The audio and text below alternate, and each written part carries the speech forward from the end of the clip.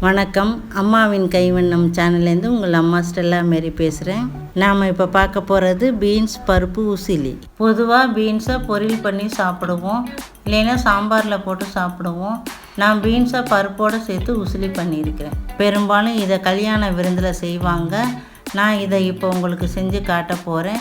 சரி வாங்க, பருப்பு உசிலி எப்படி செய்கிறதுன்னு பார்க்கலாம். முதல்ல ஒரு கிண்ணத்தில் 1/2 டம்ளர் கடலைப்பருப்பு, 1/4 டம்ளர் துவரம்பருப்பு, 5 குண்டு மிளகா போட்டு தண்ணி ஊற்றி ஒரு 1.5 மணி நேரம் ஊற வச்சுக்கோங்க. இப்போ பருப்பு ஊறட்டும். அடுத்து பீன்ஸ் வேக வச்சு எடுத்து வச்சுக்கலாம். முதல்ல கடாயில் 3/4 டம்ளர் தண்ணி ஊற்றிக்கோங்க.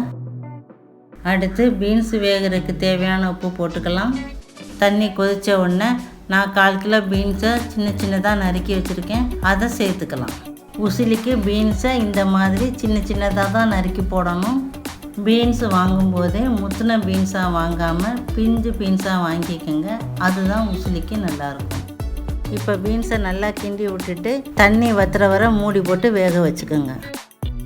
இப்போ தண்ணியெல்லாம் வற்றி பீன்ஸ் நல்லா வெந்துருச்சு. இதை ஒரு பாத்திரத்தில் எடுத்து வச்சிடலாம். நான் இப்போ 1.5 மணி நேரம் ஊறின பருப்பு மிளகாய் எல்லாம் மிக்ஸி ஜாரில் எடுத்து வச்சுருக்கிறேன்.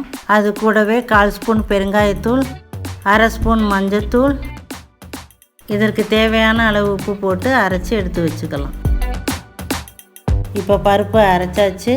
தண்ணி ஊற்றாமல் இந்த மாதிரி கொரப்பாக அரைச்சிக்கோங்க, ரொம்ப நைஸாக அரைச்சிடாதீங்க. இப்போ அரைச்ச பருப்பை வதக்கிறதுக்கு கடாயில் 2 ஸ்பூன் எண்ணெய் ஊற்றிக்கோங்க. எண்ணெய் சூடான உடனே 1 ஸ்பூன் கடுகு உளுந்தம்பருப்பு போட்டுக்கோங்க. கடுகு பொரிஞ்ச உடனே கொஞ்சம் கருவேப்பிலை போட்டு லைட்டாக வதக்கிக்கோங்க. அடுத்து நம்ம அரைச்சி வச்ச பருப்பை போட்டு நல்லா வதக்கிக்கலாம். நம்ம செய்ய போகிற உசிலிக்கு பருப்பு உதிரியாக தான் இருக்கணும். ஆரம்பத்தில் பருப்பு ஈரப்பதத்துக்கு கெட்டியாக தான் இருக்கும். தொடர்ந்து விடாமல் கிண்டிக்கிட்டே இருந்தால் தான் உதிரி பக்குவத்துக்கு வரும். இப்போ பருப்பு நல்லா உதிரியாக வந்துருச்சு. இது கூட நம்ம வேக வச்ச பீன்ஸை சேர்த்துக்கலாம். இப்போ நம்ம சேர்த்த பீன்ஸை பருப்போட ஒரு 5 நிமிஷம் வதக்குங்க. பருப்பு உசிலி ரெடி ஆகிடும். இப்போ பருப்பு உசிலி ரெடி ஆகிடுச்சு. நம்ம பிளேட்டில் எடுத்து வச்சிடலாம். இந்த பீன்ஸை உணவில் ரொம்ப அடிக்கடி சேர்த்துக்கோங்க. இந்த பீன்ஸில் நார்ச்சத்தும் புரோட்டீனும் இருக்கிறதுனால உடம்புக்கு ரொம்ப நல்லது.